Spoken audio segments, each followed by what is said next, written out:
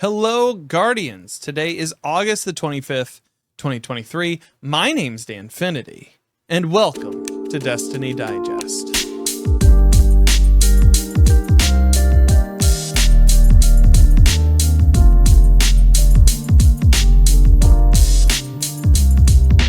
Welcome in, Guardians. Thank you so much for tuning into the show. Whether you're a returning Guardian from the previous seasons or somebody who's just getting into Destiny 2, welcome to this show. I try to make this a welcoming environment for all experience levels. So come on in, take off your shoes. The water's fine. That feels weird to say. This week has been kind of a crazy week in the world of Destiny 2. Not only did we get the final shape reveal, but we also got Season of the Witch. Toward the beginning of this episode, I will be talking about kind of my thoughts and feelings about the reveal as well as Season of the Witch. In the back half, we have a huge conversation between myself and Tiddly, IllPhysics, DFlawless, BonafideHiro, Pijinnn, Eseipha, and Revenant, talking about the Final Shape Showcase. We did a huge talkover, and you can watch the full video of that over on my YouTube channel. I'm just going to clip out our impressions conversation and not have you watch the full 4-hour thing, unless you absolutely want to, which would, it would help me considerably in my quest for YouTube partnership, but I digress. If you're new to the show, maybe a little bit of an introduction is in order. My name is Danfinity. I am a Twitch partner, and I have been helping people with PvE activities in Destiny 2 for a very long time. I have worked for Destiny Tracker as well as Planet Destiny in the past, working with their content teams, trying to bring you reliable news on Destiny 2, as well as some even-keeled insight, maybe, in some impressions on my end. I'm not always right with my opinions, but I am passionate about helping to bring people together in this community through conversation. I think you'll find that through a myriad of different episodes that we've had here on the podcast. If you enjoy the show, make sure to rate and review it on your podcast platform of choice. Anything helps in the algorithm. I'm just grateful to have you here. Thank you so much. Now, into the news of Destiny 2. This week, we got a grand reintroduction to the Final Shape, which seems to be this nostalgia-filled impact piece to round out the Light and Dark saga that we've been playing for just about the past 10 years. The trailers always look impeccable. Bungie is really good at hyping up the entire community. We got more insight into bringing Cayde 6 back as kind of this Virgil character for this environment that we have inside the Traveler, which is the pale heart of the Traveler. Bungie is calling this more of a linear experience than what we've seen previously in Destiny 2. We're basically taking a Wizard of Oz approach, not only through nostalgia and memory, but also into the will of what the Witness has been bringing into the Traveler. I think in the trailer it showed us as Guardians entering in through the gate at an old version of our tower, and far off in the distance is a monolith where the Witness resides. The entire atmosphere of the trailer was surreal, very cerebral. There was a lot of hands, and it seemed like it'll be an experience that we haven't had before in Destiny 2, while at the same time feeling really familiar. Like they said, it would be a very linear experience. The raid will actually round out the entire saga, where we will be facing the Witness in the raid. I'm glad that they saved that for that activity itself and not for the end of the campaign. Defeating the Witness at the end of a campaign, I don't think does justice to that character, and I think they are making the right call when it comes to the raid. We are going to have new supers and aspects, mainly for our light subclasses. For new supers and aspects, we have the solar super for the Warlock, basically turning them into a scorch machine. We also saw this cool little thing where they send out a bird and it comes back around and kills all these enemies.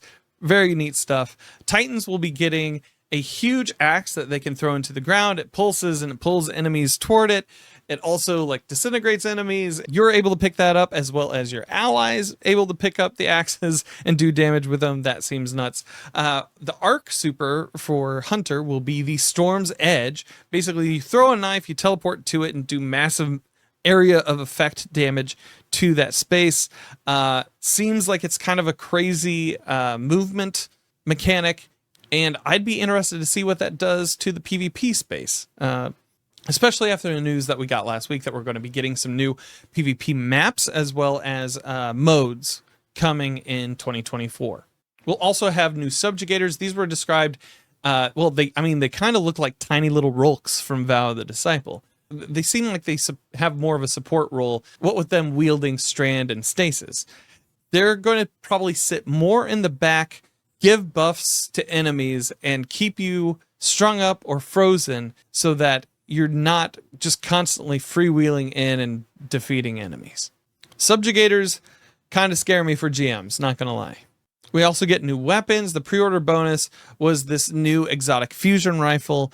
The exotic fusion rifle feeds on the subclass element of the player to change the damage input, something that allows for all strand or a stasis weapon build for the very first time. This fusion rifle is called the Tessellation, and you can get it right now by pre-ordering Final Shape anywhere that you decide to play it. We'll also have several returning exotics, what with the Dragon's Breath rocket launcher from Destiny 1, the Kvostov exotic auto rifle, which I think was supposed to come in Lightfall. It's featured heavily in a lot of the cinematics for Lightfall. And we'll also be getting the Red Death pulse rifle, which is kind of what the Crimson hand cannon was based on. I'd be interested to see how they vary that up. Not only will we be seeing new weapons, new enemies, new experiences in Destiny 2, but post the Final Shape campaign, which is encompassed by the DLC and the raid itself, we're going to be seeing a new way of them telling stories in episodes. It seems like this comes in with your season pass, even though episodes kind of override seasons. The way that I'm reading it is that each of these episodes, we have Echoes, Revenant, and Heresy, they each will focus on a different aspect of the Destiny universe. They will take place over 18 weeks, with each 6-week period being a different act, bringing new activities, new weapons, just basically kind of a meteor season overall. Something that they can deliver on, hopefully better than the 4-season model that we've had in Destiny 2 in the past. I'm eager to see what this kind of brings.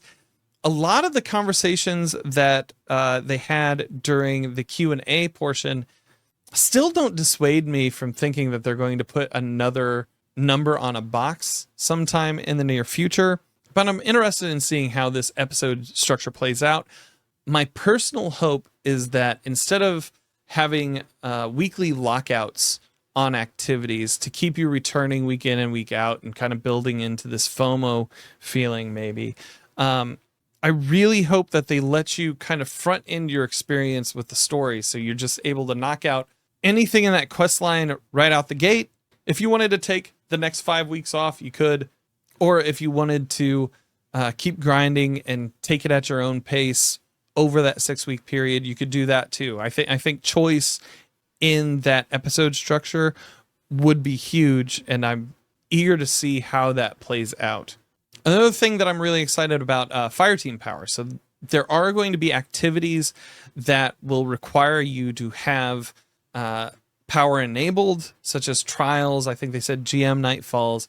I think master activities, things along those lines. But when it comes to raids, if you have a buddy that you want to take into a raid and they're not power leveled up to maybe 1600, it actually brings them up to your light level and you're able to interact with it. So everybody's doing relatively around the same amount of damage. This really feels like hop in nerds. We're going to the raid. It feels really fun. In season 22, we received these timeline reflections. Basically, they're like the first mission from each expansion when it comes from Forsaken, the Witch Queen, Beyond Light. It's meant to It's meant to bring people up to speed about like what the story is. You basically have like a brief portion of the first mission that you take part in, and then it fills in the story gaps afterward. It's not really meant for veteran players, even though you get a quest for it in season 22. But it was kind of like a nice trip down memory lane. I'll probably never do it again as an experienced Guardian, but you know what? It was a nice little trip. I had my moment with it. Pleased. In season 23, we will have the Fire Team Finder, helping you to search out different Guardians to play with in different activities. I really hope that this is very robust at launch. I know it was supposed to launch earlier this year, and they kind of put it back until season 23, which I honestly think is a good thing. I'd rather them work on a feature like in-game LFG so that it meets parameters for a safe and helpful experience for folks, rather than just trying to rush out a product just to kind of say, hey, we have in-game LFG, which is kind of, unfortunately, what guided games felt like. Season 22 also dropped on Tuesday. We not only see Eris Morn turn into a hive god in order to basically have us tied to her so that she can become the big bad that takes down Xivu Arath. I think that's a really cool turn in the story. I do hope that we see that scene that My Name is Bife kind of described in our Road to Lightfall lore episode, where he was like, I want to see Savathun and Xivu Arath in the same room talking about how the witness lied to them about the sword logic, about the worms, the whole thing. I think that would be an interesting turn. This season seems kind of spooky, which I would want nothing less for the season that had Halloween in it to be. We get this kind of tarot card designed deck building system with the Deck of Whispers that helps us build in to become more powerful during the new Altars of Summoning event, which seems like an endless farmable horde mode almost. It's challenging at tier 3. I like that there are different challenge levels that you can go in for different rewards, and I think that that's very cool. I see a lot of people very hyped about the weapons that are coming in this season. So really looking forward to getting some more rolls and farming some of those out. Savathun Spire, really cool. Seems like it's a week over week thing. They did say that season 22 would bring with it a new way of unlocking the seasons and seasonal power. The Deck of Whispers kind of takes over for some of the war table like aspects of Destiny 2 seasons. It's cool. I wish you could unlock it at your own pace instead of kind of being locked out week over week. It feels right now like the major arcana in the decks, the things that actually give you power in the new seasonal events, it seems like those are locked out to, you only get this 5 this week, and then next week you're able to farm 5 more. I really want them to do away with that in the future, but that's a criticism that they've heard in the past. We also got confirmation that Crota's End will be returning. That was kind of leaked ages ago. A lot of people have speculated, like, why would we need Crota's End raid when it could be Crota's End the dungeon? And that has been a thing for ages. I'm looking forward to seeing how this raid race takes place. That is going to be happening on September 1st at 10 a.m. Pacific time. I'll be rooting on a bunch of my friends from work. Raid race days are always so special. I'm really glad that they brought the Age of Triumph gear set to Crota's End. That was always so sick. Like, that armor was awesome to get. I'm really looking forward to seeing those looks coming back into the game, especially those weapons. It feels like this season is a really good season for weapons. Necrochasm coming back. For those of you participating in day 1, I will let you know there are a bunch of leaks out there on the web. So if you want to go in blind, highly suggest you maybe mute some things on Twitter or wherever else you get your socials. For more information on Crota's End, contest mode will be 48 hours, and you will need to be 1790 power to be at the cap for all of the encounters to take the raid on. Clearing the raid with contest mode active is the first step to access the challenge mode in the Director and the special Superior Swordplay Triumph with the challenges for each encounter. To complete the Superior Swordplay Triumph, a fire team must complete a curated list of challenges in this challenge mode and claim the Triumph to snag the World First title and that sweet, sweet belt. To enforce the Triumph requirements in challenge mode, your fire team will wipe if you fail the success conditions during any encounter. Something that I saw a lot of people talking about was during this, they said, for the Crota's End, we've made some tuning changes to contest mode as summarized below. Our goal is to maintain a high bar of challenge for the launch event achievements relative to the ever-expanding capabilities of players. They said in the Q&A on Tuesday that they were going to be tweaking with Crota's End to kind of see how challenging a raid experience should be for players, especially at World's First challenge mode for players, and this will directly inform the raid for the final shape. In this, they said to increase the cap of player outgoing damage versus combatants, so keep in mind the incoming damage cap did not change. Some enemies will gain elemental shields, and all enemies will be more aggressive than in the previous contest mode. The last two points of that seem okay. They seem fine. A lot of people were kind of concerned about the increase the cap of player outgoing damage versus combatants, so keep in mind incoming damage. A lot of people felt like that meant that increasing the cap meant that you would be able to put out more damage. I think it was clarified later by Kuror that yes, you will actually be doing less damage collectively to those combatants. So we will see how the day one turns out. I'm really hopeful for the teams. In the TWID, we also got information about new emblems for Movie of the Week and fashion and all of that. But for the sake of brevity, we will probably not dive too heavily into those. We also got some Strand aspects that I'm loving. I have to be a Titan this season because of some charity work that we did for the Bungie Foundation. So I am really loving the Banner of War new aspect for Titans. I know the Warlock aspect is kind of making some challenges in PvP, and I'm interested to see how those aspects play in the World's First race itself. So we'll just have to see how that turns out, but eagerly anticipating it. All right, that was a ton of information. Thank you so much for everybody who stuck through that. We're now going to move into the conversation that I had with IllPhysics and Tiddly and Pijinnn and BonafideHiro and Revenant and DFlawless and Eseipha on the day of the final shape reveal. It is a good conversation. We did this as part of a multi-broadcast kind of special event of our own, where I was pushing a feed out to basically all of the channels that were taking part in the conversation.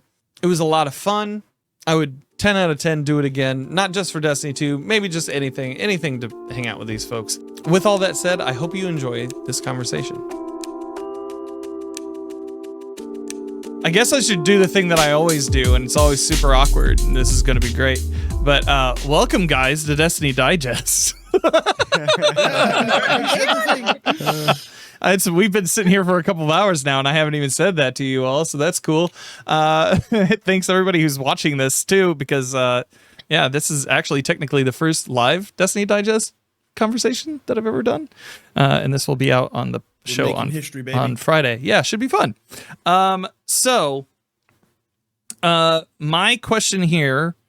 Because we got Pidge, we got DFlawless, we got BonafideHiro, we got Eseipha, we got Revenant, we got Tony, aka IllPhysics, and we got Tiddly. Everybody, all at once, say the thing that you are most excited about. You should have given us like 10 seconds. I should have. Second buffer. I should have given you a buffer because this is the internet and that's not how this works. We need Tony to watch the entire thing first as well. Yeah, Tony's at a disadvantage here. I did miss a little bit. I did miss a little bit. Yeah.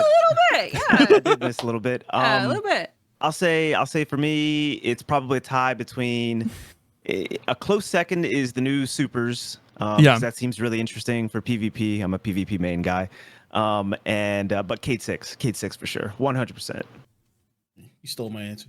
Yeah, I'm with you. I did steal it, but I'm with you. Very, very excited, obviously, for Final Shape is that moving patrol zone, that moving world, Mhm. and what does that entail once the story is changed. So yeah, I'm excited for the final battle being done inside the raids. Mm-hmm.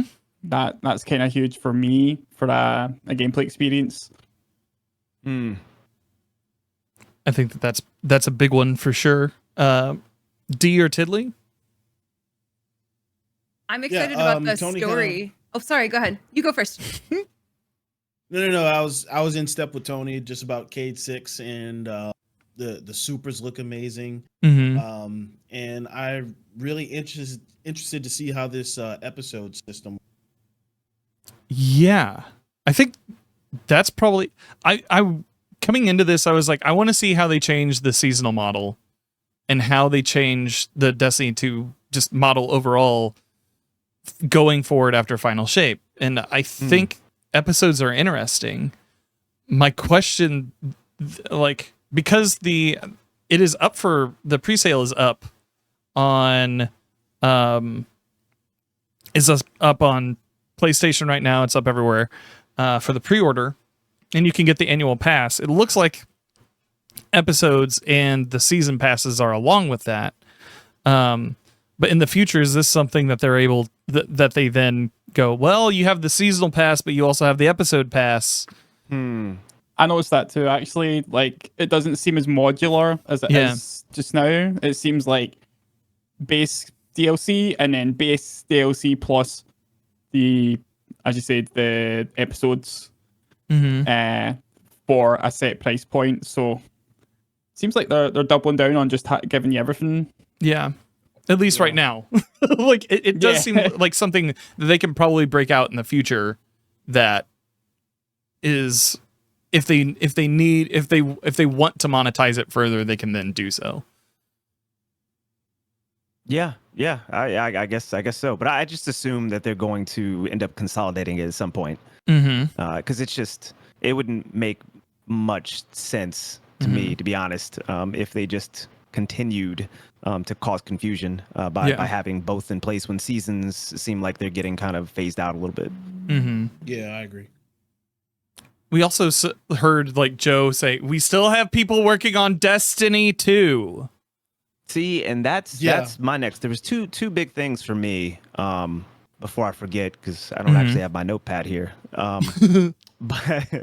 But one is I really think it's in their best interest to set better expectations and be very clear now about what's happening, especially since now we're past the showcase, right?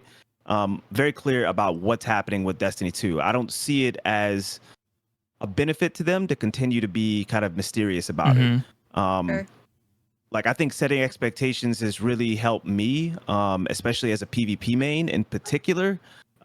Setting expectations based on their comms has really helped me to kind of weather disappointment, in many forms when maybe things don't go the way that I want them to go. I know that this is what Bungie said the direction was going. So, or at the very least, they alluded to it. So, it helps me to continue to play the game and to manage frustration. That was kind of the first thing, and then the second thing is on the flip side for the community.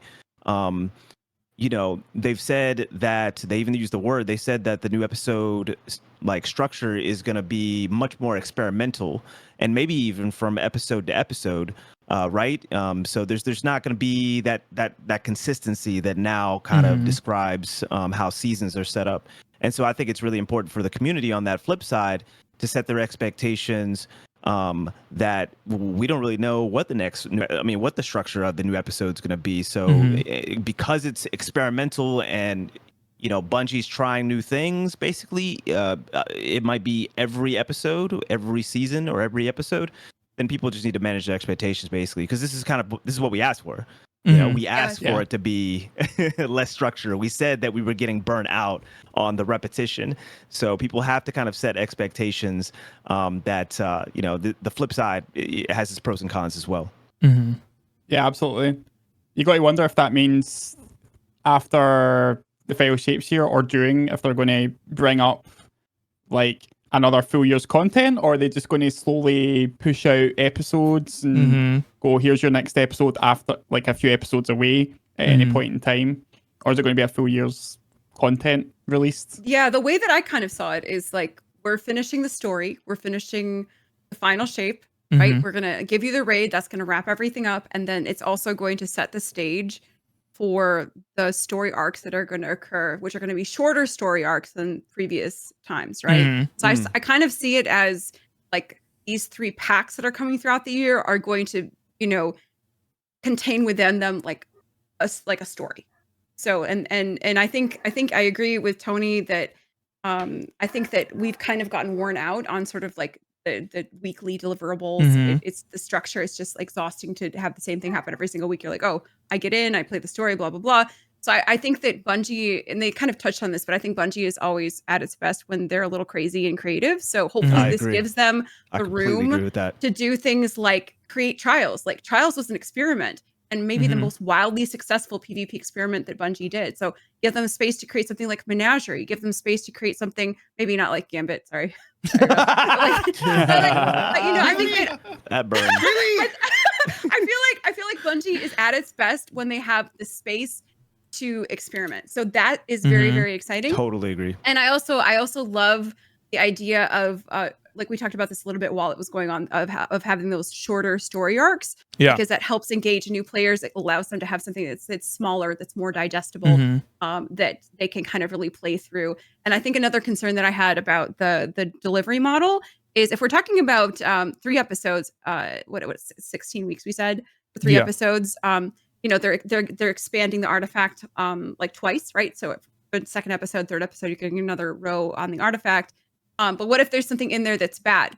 Like, what if there's something that gives like a lot of healing and that is making the PvP experience detrimental? Like PvP people are like, this healing is making my experience in PvP bad, but you're stuck with it for 16 weeks. Yeah. On the flip side, it could be something really amazing, like the Void Heavy Bricks from Beyond. Loved Bricks from Beyond. You get that for 16 weeks. Heck yeah. I freaking love that.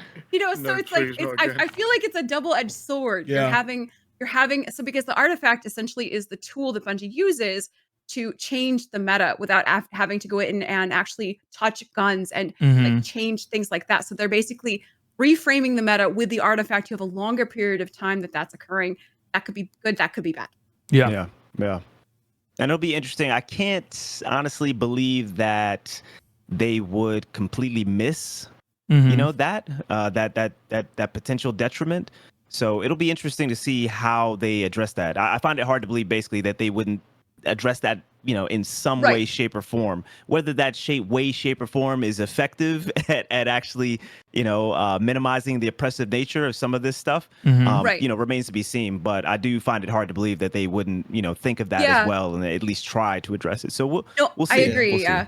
I mean, Joe, not in this, but he talked in the strike. He talked about strike teams in his video. PvP strike so team, maybe that's what you're talking about, Tony. Is like the strike teams. Like if there's some kind of really bad problematic thing with the artifact, then the strike teams would address that. Yeah, in a relatively quick turnaround time. And they've made some changes and like pledges to make changes for them to be more agile, like whether it be the strike team. So you got to think if it's one particular aspect of the artifact, maybe they have the agility now or the dedicated manpower to just address that thing, whether it be disabling it, which is kind of the worst case scenario. You don't want something to be disabled. Agreed.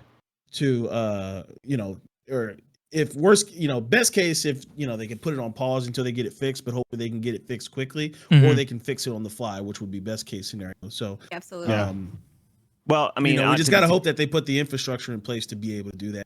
Correct. It seems like they're doing that. And let's be real. I just want to be very clear that the best case scenario is them having the intention and the forethought ahead of time to ensure that that's very minimal. So it doesn't come out broken in the first. Exactly. Yeah. Because the thing that always happens with PvP for the last several years is that these pain points just keep adding up. And no matter how agile this new PvP strike team will be, I don't want their workload to just be, you know, infinite. Right. You know, like You know, I want them to actually be able to go home on the weekends, right? Yeah. And you also want them working on cool stuff and not fixing exactly. Not fixing problems in the meta. Exactly. I think they did a way better job delivering Strand than yes, in 100%. PvP. 100%. That to me that bodes well for them keeping a kind of like a precognitive eye on what potential issues that could arise from this. So I think that's positive. I think that's really positive. And I think they learned their lesson with Stasis coming out so hot and overtuned at the time for the sandbox.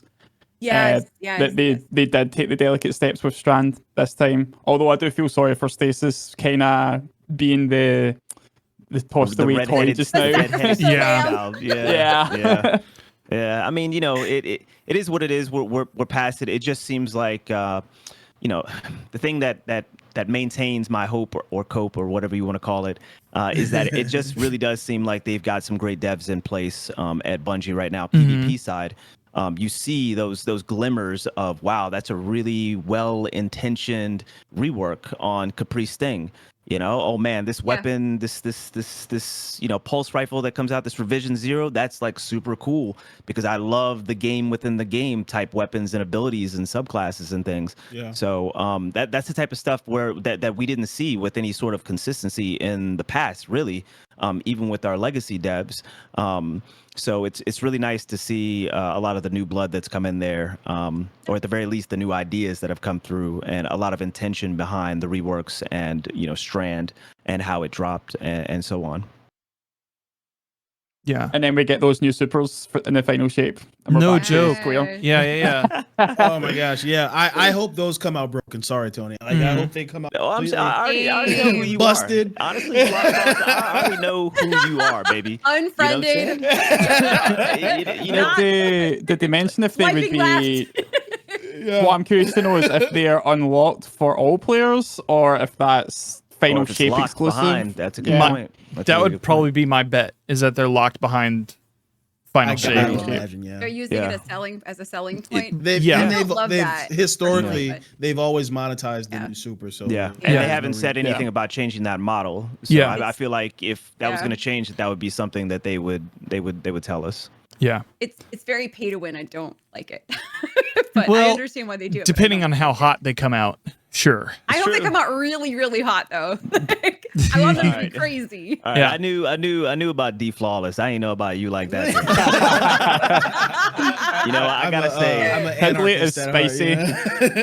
Same. Okay. Here's my philosophy on that. I feel that way about supers. I feel that way about weapons too. If you release something that people are really, really excited about, and then it goes, you know, it's kind of meh. No, you know, so true. it takes something away from the power fantasy of the game. Yeah, like I agree. It's like those freaking exotic glaives that no one gives two craps about. Remember when they were previewed and they looked crazy? We're like, oh my god, that looks amazing! I'm so excited about that. And they came out and everyone's like, I'm not gonna. They're terrible. I'm not gonna do all kind of a wet steps fart to get these terrible weapons.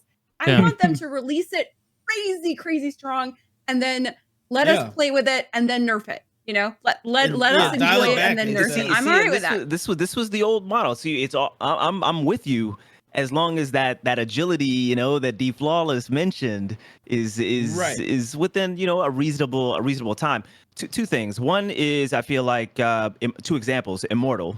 You know, the SMG that we got from Trials that was hella overpowered like day one, and it's slowly been you know, tapered off or whatnot. It's slowly been tapered off. I feel like that went maybe like a little bit too long, but for the most part, that was about right. I think it was a little bit too long, but I hope that it drops like Strand, honestly, because Strand has, especially Strand Hunter in particular. I hope they all drop like Strand Hunter, I guess I should say, because Strand Titan and Strand Warlock, you know, their utility in PvP, for example, is kind of just like, man, but Strand Hunter, and even in PvE, Strand Hunters, very fun, and very strong, very strong. All you or at least last season it was. With it.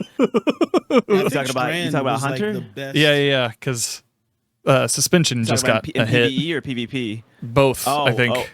Oh, Strand is so good in PvE. Yeah. High end. I only run Strand in GMs. It's so good in GMs. Oh my god. Well, that's in been your PvP, Strand Hunter is like Strand Hunter is very, very good in PvP. Yeah. Even outside of the suspend. But the thing is, it takes like there's an actual like skill floor, like it's a little bit higher of a skill floor, right? So to get into it, you actually do have to practice with it, but it has a fairly high like skill ceiling, and it's really, really fun once you start to become at least even average with it. And that's what I like about it. Well, I still agree probably with Tiddly and D, of course, that it's in our best interest if these things drop hot in order to make sure that we keep that interest. But I'm always worried about the actual like time frame behind this agility. Yeah, And, so you're saying just don't let it go on too long. Like Most there's definitely. a period of time where it's okay. Hey, if they're consistently agile with the time frame, drop that shit hot. Drop baby. it hot, I'm and then pull it I back am 100% okay with that. I just want some sort of reasonable time frame where I can go back to use my guns. That's all. That's all. Yeah, Baby. and I understand. I feel like this comes from a perspective of someone who has had some really bad experiences with metas that have lasted for a very, very, very long time. That's very, very, very frustrating. So I don't feel the same way because I'm a PvE main, but I totally feel this sort of pent up frustration of, God, how did you let stasis go on for so long? Yeah, most definitely. And stasis is a weird one. I could literally do a video on stasis. Stasis is a weird one because halfway through the stasis meta, I was actually enjoying like stasis hunter a lot. So it's not as if stasis, the way that it dropped, was all bad per se, but it's just like. I don't know. It's interesting. It's a difficult balance. I always got to say it's a difficult balance for Bungie, and we just got to wait and see, right?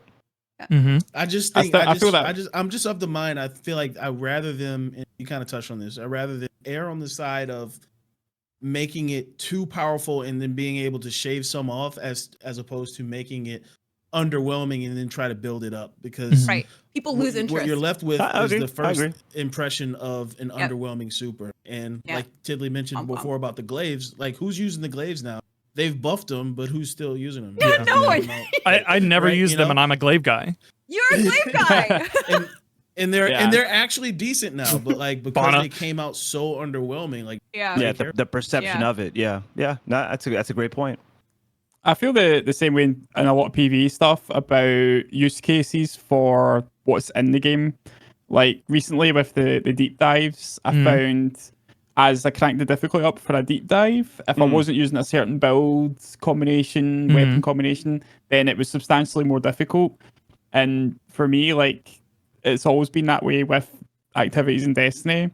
So when they're bringing out stuff to balance, like, it should definitely be potent to like tackle those activities, but not so much that it's the only choice still as well. Like it hurts my head talking about the balance in game because you just know there's this neutral line in there somewhere that it's always bobbing up and down for every single thing in the game. And the more I always picture them adding things to the game, that's them adding more ballast or more weight or whatever to the entire sandbox and that neutral line. Yeah, I hear you. And it's got to be really difficult, right, to kind of see through all the permutations of every activity in the game, right? And even if we're just talking about just the main ones that they foresee are going to be well populated for the next season, like the seasonal activities, it's tough to kind of like see through all of that, So definitely gotta give them credit. But I agree, it is nice to be able to, especially if you're doing helps, deep dive helps, or GM helps or whatever. It's just like, man, you go through like 100 of these things. I don't want to be using the same weapons the entire time. I you want to change it up a little bit. Get some variety, like make some new builds, and for several things to be viable. At the same time, I love kind of like the idea of end game content that is so difficult that it requires you to build craft. Like that you can't just bring in everything. You have to have foresight into what are we going to use for the debuff, what is the fire team composition, like what guns are we going to bring in, who has like which champion mods going on. Like I think, I mean, I guess it's a little nerdy, but I don't, I mean, I guess deep dives are definitely an example of like where you have to kind of give some forethought to what you're going to bring in. But there's I think reward that having activities that reward us exactly, or like for build crafting, I think that's really fun. That's like end game stuff. That's stuff that gives people who grind like 4 to 10 hours a day like something to work on. They're like, okay, well, I need all of this particular gear because it's going to make this experience possible to complete and easier to complete, you know? Yeah. That being said, I agree with Tony too, that like, if you feel like you're locked into a certain super well, or like a certain like, you know, gun. That was an actual cough. That was I so did good. too. That was well acted. That was very well done. Oh, bless you. Bless you. Are you good? Nice. I got something in my throat. I don't know. It's probably locking well for like 6 years in a row. Yeah. You know, I don't know. It's in my throat somehow. I don't know. But you know, like that becomes unfun. Like the anarchy meta was really fun at the beginning, and locking that particular gun every single time became unfun. So like that's so I think that like both are good. You know what I mean? Yeah. I mean, it just comes back to, you know, balance again, right?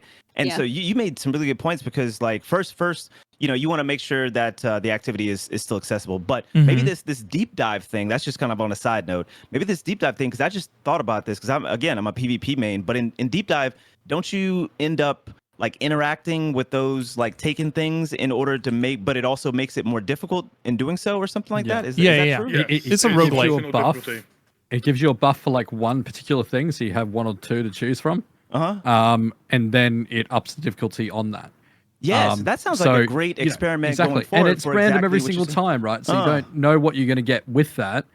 And, you know, going on top of like Tiddly saying about having that, like specking into everything and having something difficult, it wasn't sort of the payout of the mission, but when we did that exotic mission last season for the first time, right, we were like, we got to the end and we needed probably another 50 seconds, and we're like, oh, so close. it's one of these. Yeah. You know, like, it was a good challenge. Yeah, it hadn't been there. I can't even compare anything like that other than probably Outbreak or Whisper. Yeah. Probably the last time I felt like that was shit. We have to think. Yeah. We got 3 more. We got 3 seconds, guys. What do we have to do to optimize? Love it. Like Pidge, you remember we jumped out to orbit. We came back. Freaking. He doesn't have his headphones on. 5 more seconds, and we're like, oh, okay, cool. Now we know what we. Now you know what you need to do to optimize. But that's fun, right? It's like built-in failure. I think that the game becomes boring when it's too easy. And I think that's something that he talks about. Success, this is boring. That's something that he talked about with the Crota raid, right? Is like, hey, we're going to be turning some knobs to see how hard a raid race should be, and I think that's segue. that was a good important thing, because everybody like I remember the Ron runs. And Seth, I remember running with you, and it was challenging. We took every ounce of that 48 hours that we could in between breaks. And D, you were there too. And so like, we were down to the and wire. we got through it. And then like to hear people be like, "Oh, that wasn't tough at all." It's like, dude, we just spent 48 hours rocking this thing. Yep. Everyone's like, "Oh, easiest raid ever." You're like, not for me. Yeah. Dan's like, give me a sec. Let me grab my glass so I can spit the water out. Like, right. Yeah. So do a spit take.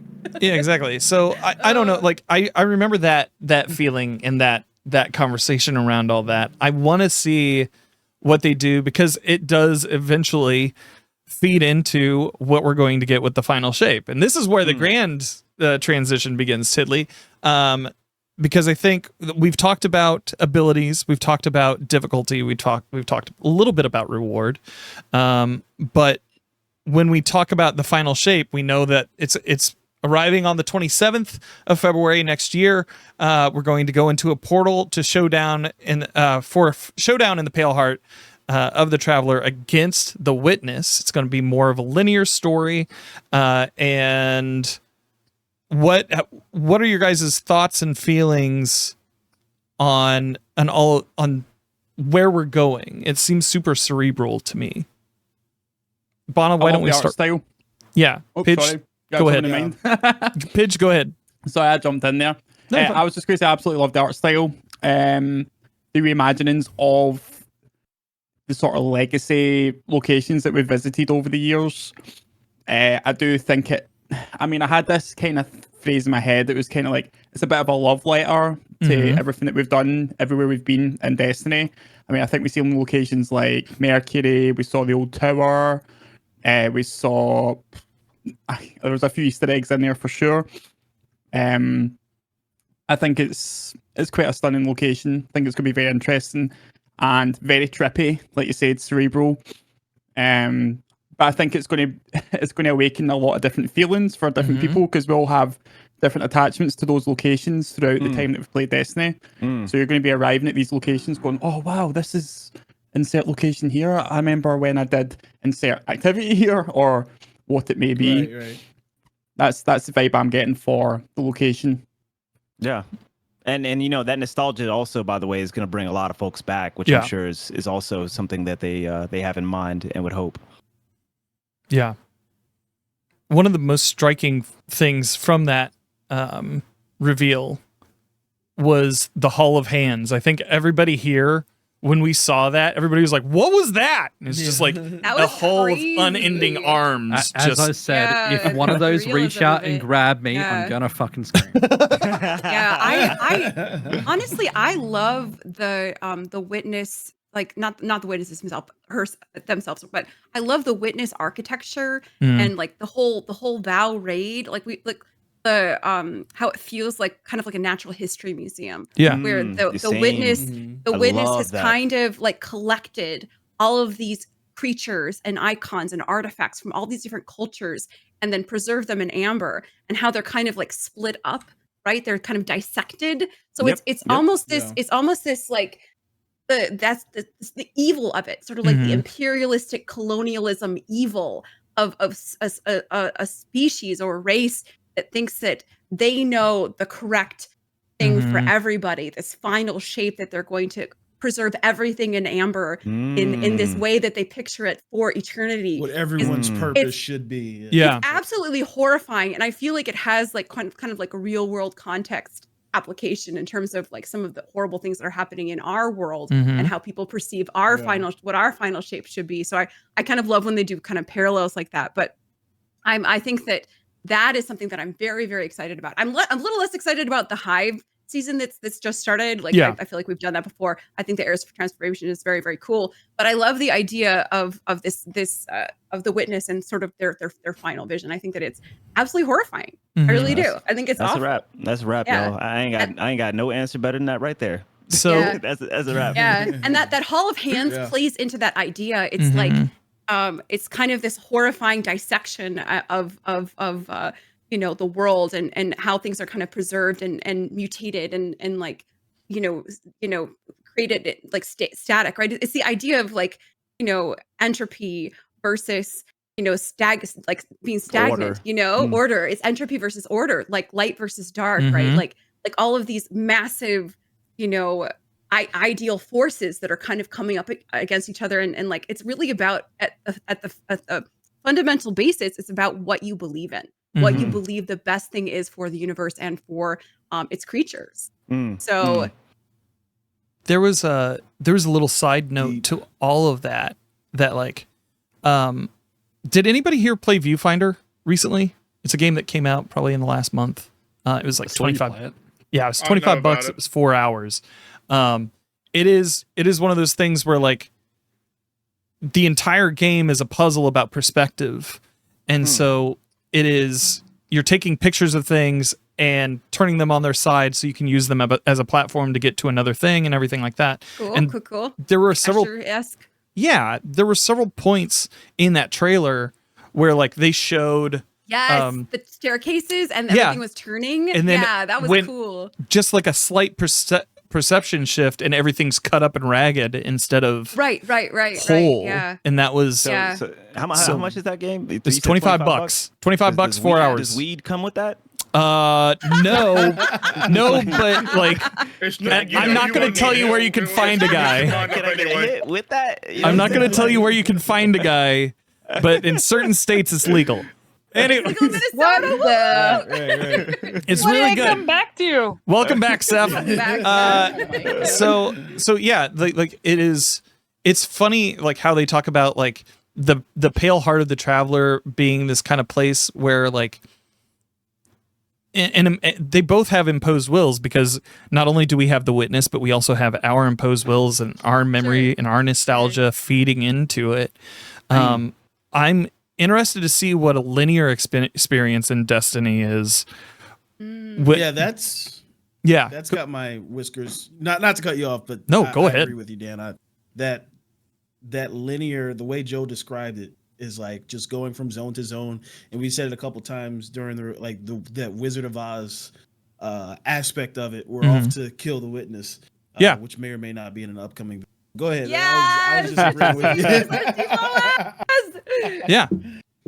It could be like that because right now, when we've been served up DLCs, we go into the patrol space and visit all the areas of the patrol space to complete the campaign, and then there's a few areas that they lock off for campaign only. Whereas this is feeling a lot more like, your each step of the way is going to be like a new area for you to go into, rather than it always being available.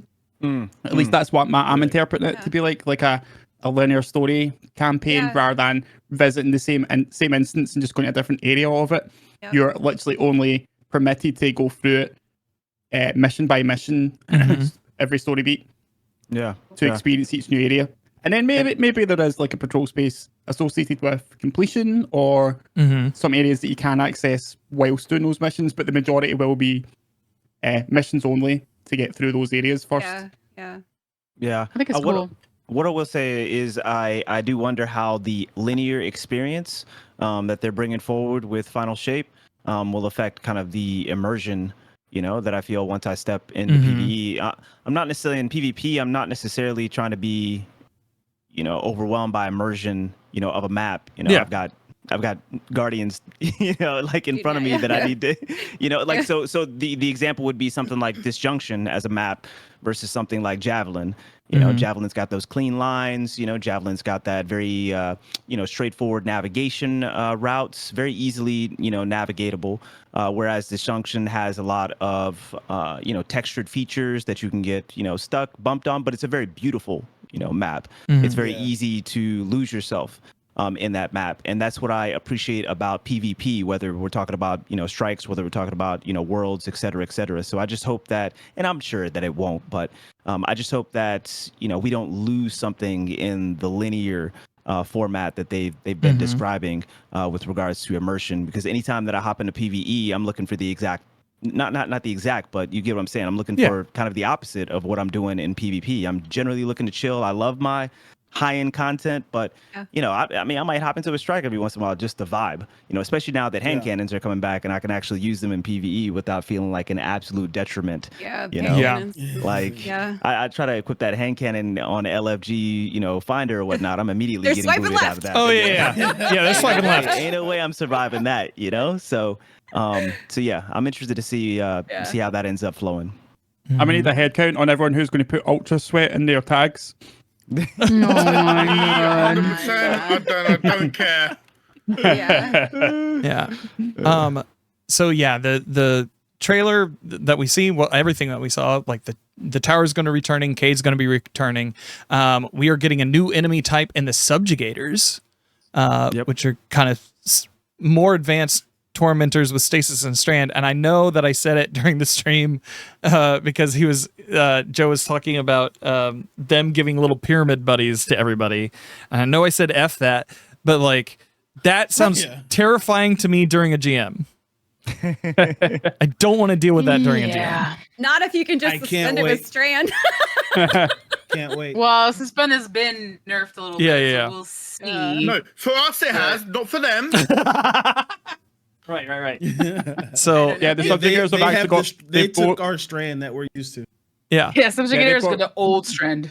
Yeah, they've got the old strand and old stasis. I think everyone was really scared of tormentors, and then they've kind of turned into a little bit of a joke. Like, I think I'm not really worried about subjugators. I feel like any kind of enemy type, you're going to figure out how to take them down and then do it as efficiently as possible. So, we have things that can negate supers as guardians. So, run a suppression grenade, whatever. Like, I'm honestly not super concerned about it. I think people will run into them the first time and be like, oh, crazy, and then after that we'll be like, we'll adapt. Yeah, we'll adapt. But the initial reaction to it though, like every time you run up into him, you remember that first time. Like, still, of course. When it grabs even though tormentors are right, like, even though tormentors are kind of a joke now, but like still, when I see one, like my first emotional response is like, oh crap, it's a tormentor. Yeah. I kill it in 2 seconds. This But, like, before you're able to reason through it. Yeah, most definitely. And see, that's what I think they should double down on, honestly, is two things. Exactly that feeling right there.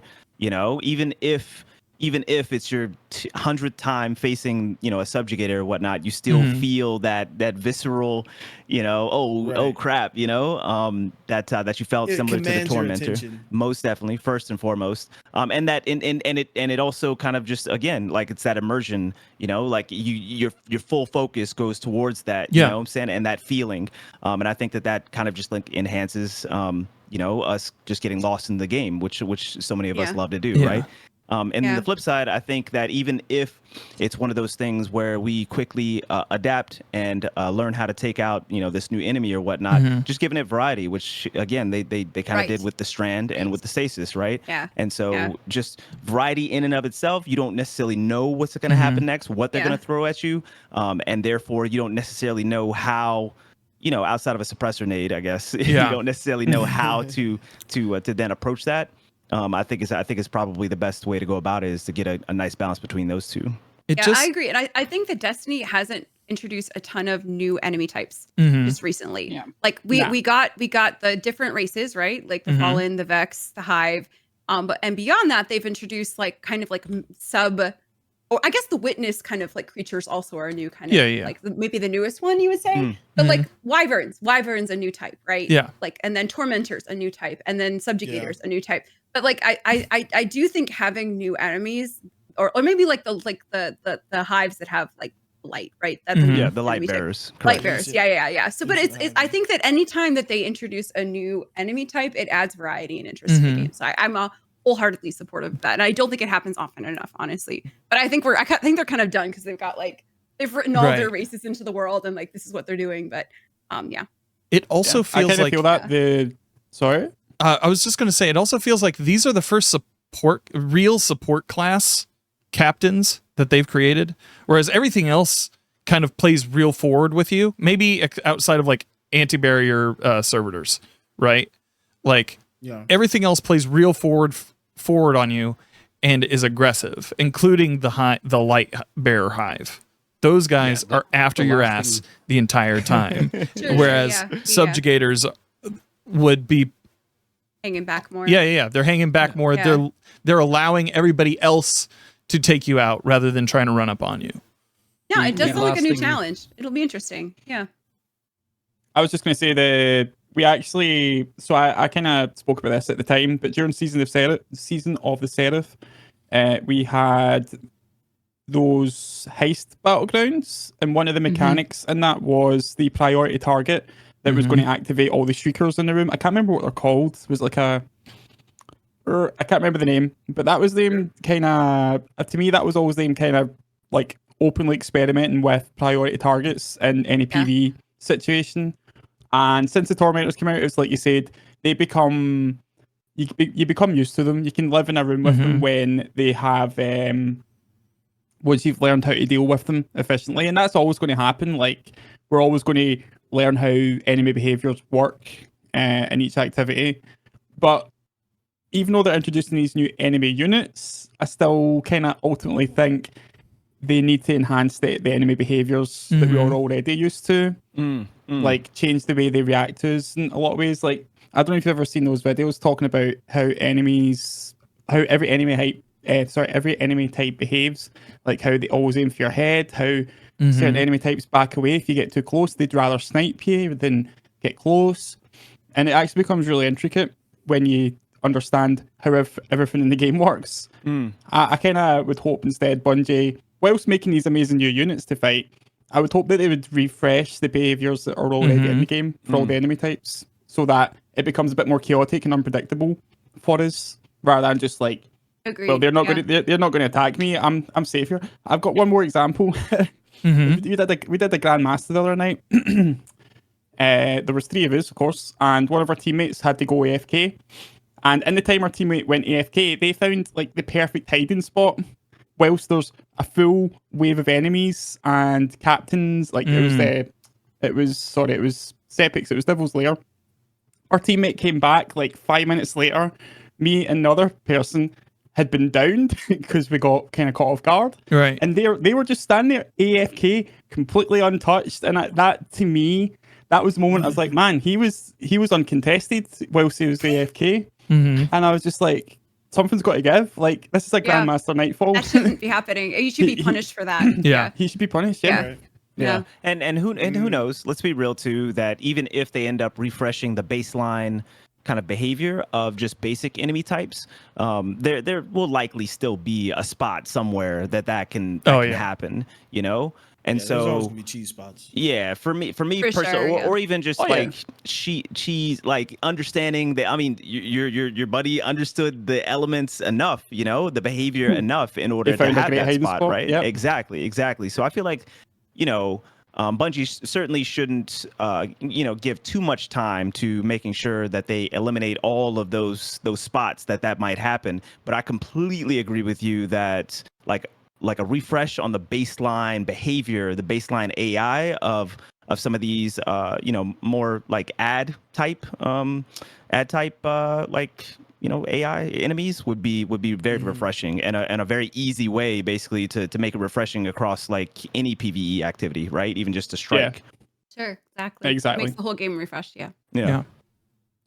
I think the last thing that we want to talk about here, because I've taken a lot of your time today, guys, and thank you so much for being a part of this experiment. I wasn't sure I'd be able to do this with so many people, and it worked. And you guys are great, and you guys are. No, it's always a pleasure, man. Yeah, you guys are always wonderful. Thank you for giving me your time and energy here. I think the last thing that I want to talk about. So we got information about exotics. We have returning exotics in Dragon's Breath, Red Death, and the Kvostov. We have the Tessellation Pyramid Fusion Rifle that adapts to a Guardian's energy type, as well as new subfamilies when it comes to a rocket pistol sidearm and a support frame auto rifle. Of everything that we found out today, what are you most excited for, and where do you see that kind of tweaking your builds and your current tool set? I know a lot of times when they add stuff, it's like, that's nice, but it really doesn't replace much of what I use. Like, I'm just envisioning, just real quick, I'm envisioning a Soul rocket pistol sidearm with incandescent, and it makes me giddy. So like, that's of the new subclasses they announced. I think like that just conceptually sounds cool. I've never been like a huge support character, but I think like the support frame auto rifle is really cool. And then the returning exotics, they are what they are. Just put everything back in the game and let us have fun with it. Yeah. But probably the rocket pistol is what's got me most jazzed, because it seems like it's going to be something unlike we've seen before in Destiny, at least in 11. Yeah. Straight up Borderlands. Yeah, It's fun. I mean, it just sounds like so much fun, like a little rocket pistol. Like we haven't seen anything like it.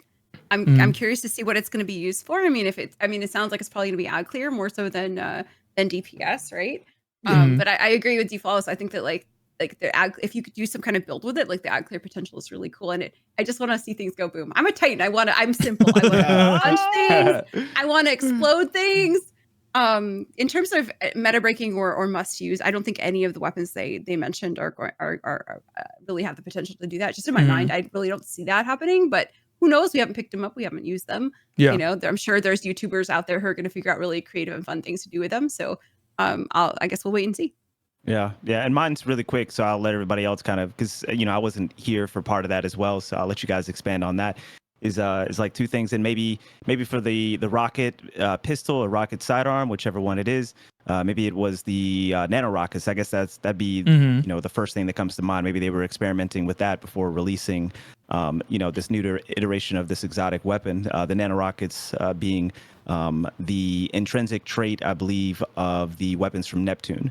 So that's one. And two is just a question for you guys. So they're bringing back Red Death? They're bringing back Red Death? Pulse rifle? Yes. Oh, you probably missed that. Yeah, I missed that. So then what's going on with Crimson then? Yeah, I think Red Death the Probably auto gonna rifle. rework it in some way, maybe. Red Death was the pulse rifle. It was the pulse. Yeah. It was the pulse rifle. Yeah, it was I the pulse remember Red rifle. Death. Yeah, it's I've got a basically feeling it's basically Crimson in the form of a pulse rifle. It was the original Crimson, but it wasn't a hand cannon. Bless you. It was a pulse rifle, and so whenever you ended up getting a kill with it, you ended up healing. Yeah. I thought it was a 3-burst auto rifle. Yeah. Was it Red Death a 3-burst auto rifle? I thought it was. It had the auto rifle frame, but it became a pulse rifle. Yeah, I mean, it's been a while.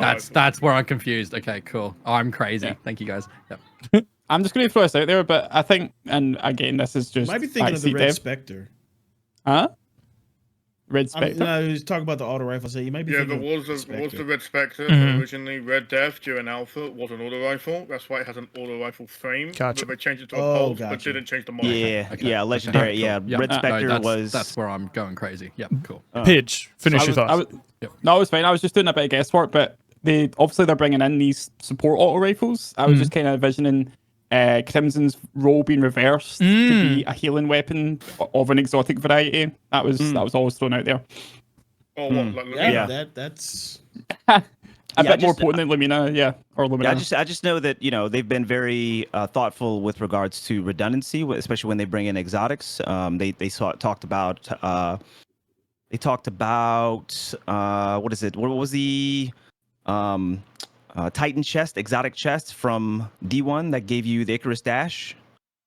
Twilight Garrison. That's right. They talked about Twilight Garrison and how they weren't bringing that back simply because of the fact that it's we have Icarus Dash, so it's something that is part of the Warlock identity. That same movement, and so I guess I'll have to take another look through. But I am curious on Crimson and Red Death.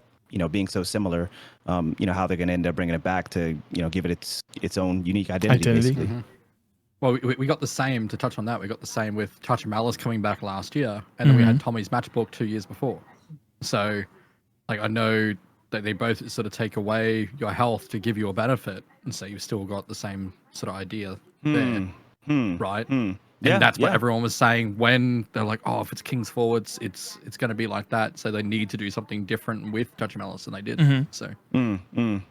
Okay. And we'll probably we may see some slight changes to the Necrochasm coming back for as well. Oh yeah, because that's got to be coming back with the raid. Well, they showed it in the Necrochasm. The big womp womp of D1. Yeah. I was just going to throw this out, and this is me, and I don't want to sound like depressing, but when it comes to changing up the loadouts, all the things coming our way, especially in the final shape, the new season, I've recently began this whole mantra that Destiny, whilst it has its different ways of tackling activities, I ultimately think that everything in the game now is more like sandbox tools and just becomes ways that we express ourselves in playing the game. Yeah. Everything's viable. Everything's mostly viable, that I should say. Yeah. And Bungie are amazing at offering new innovative ways for us to engage with the game. That's my 2 cents. So they could give us all the weapons in the land, and they'll just be so freaking awesome to use. They'll be so much fun to use, and they'll still just get the same job done that another thing might have. I don't know if that sounds kind of contradictory. I love it. It's all about how you use it, right? Yeah. We're definitely moving in that direction for sure, and I completely agree that does seem like kind of the intention behind so much of what they've released lately, especially when you talk about brand new archetypes of weapons like glaives.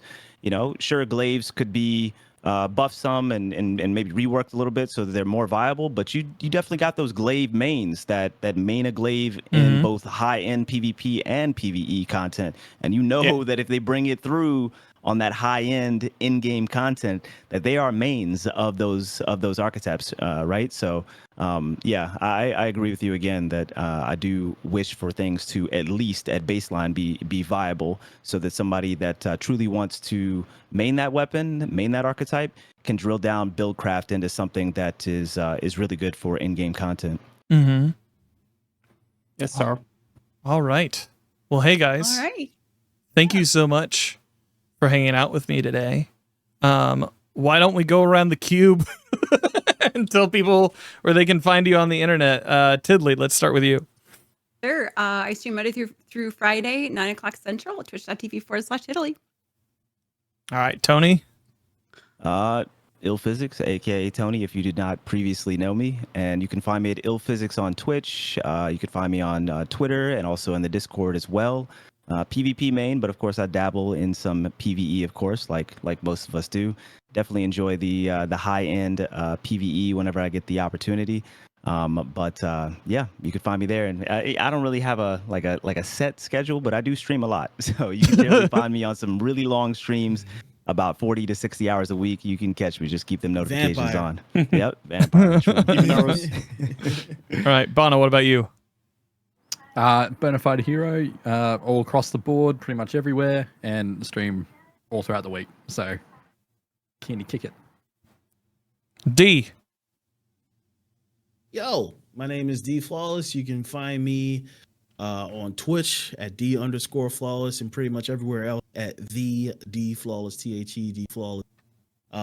Posting TikToks, videos, YouTube content, streaming live, and just chatting it up with the community, having fun, trying to bring positivity or keep the positivity alive in the Destiny community. It's supposedly family vibes, by the way. So I heard I'm so sorry. Family friendly. I'm so sorry. We never waver from family friendly.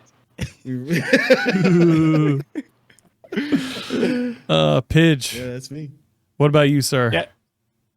You guys can find me PIJINN, all your favorite platforms. Catch me streaming on Twitch Tuesday through Saturday with the occasional sporadic efforts. My name's Danfinity. You can find me on the Twitter and the Instagram and the TikTok and everywhere else that I'm not Danfinity at danfinity.gg. That's right, I changed my handle from Danfinity, where the I's are L's, to danfinity.gg, just to simplify things. You can find me 3 days a week on Twitch, twitch.tv/Danfinity, helping Guardians with in-game activities. If you'd like to support the show, remember to rate and review on your podcast platform of choice. Anything you say helps us in the algorithm. And if you'd like to help keep the lights on, head on over to coffee.com/Danfinity. That is ko-fi.com/Danfinity. And give a couple bucks a month. I appreciate you either way. Thank you so much for listening, and I hope you find what you're grinding for.